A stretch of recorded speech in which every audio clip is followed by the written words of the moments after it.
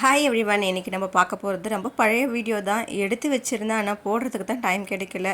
இட்லி பேட்டரில் கொஞ்சமாக கேழ்வரகு மாவு போட்டு மிக்ஸ் பண்ணி வச்சுருந்தாங்க. அது கூடவே தக்காளி, வெங்காயம், இஞ்சி, பூண்டு, பச்சை மிளகான்னு அதையும் வதக்கி அரைச்சி இது கூட சேர்த்து ஒரு தோசை மேக் பண்ணி கொடுத்தாங்க.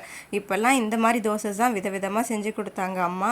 இதுவும் நல்லா இருந்தது. இந்த தோசைக்கு ஆப்டான சட்னின்னா இந்த தேங்காய் சட்னி தான். தேங்காய், காஞ்ச மிளகாய், பூண்டு, உப்பு போட்டு அரைச்சி கொடுத்தாங்க. செம்மையாக இருந்தது. இந்த தோசை ரொம்ப ஸ்பெஷல். மீன் தொக்குக்கு தாளித்து விட்ட தோசை. தாளிப்புக்கு கடலைப்பருப்பு, வெங்காயம், காஞ்ச மிளகாய் இது மூணுத்தையும் சேர்த்து எண்ணெயில் போட்டு தாளித்து மாவில் ஊற்றி தோசை ஊற்றி கொடுத்தாங்க. இதுவும் சூப்பராக இருந்தது. அதுக்கப்புறம் கேழ்வரகு இட்லி, இது கூட இந்த மீன் குழம்பு அல்டிமேட்டாக இருந்தது. இந்த மாதிரி ஒவ்வொரு நாளும் வித்தியாசம் செய்து சாப்பிட பிடிக்குது தான். ஆனால் நமக்கு ரொம்ப பிடிச்சது பிளெயினான தோசையும் இட்லி தாங்க. உங்கள் வீட்டில் எப்படி அம்மாங்க இந்த மாதிரி விதவிதமாக செஞ்சு கொடுத்து ஹாப்பி பண்ணுறாங்களா உங்களை அப்படின்றத மறக்காமல் கமெண்ட் பண்ணுங்கள். Okay, bye bye. Subscribe my channel.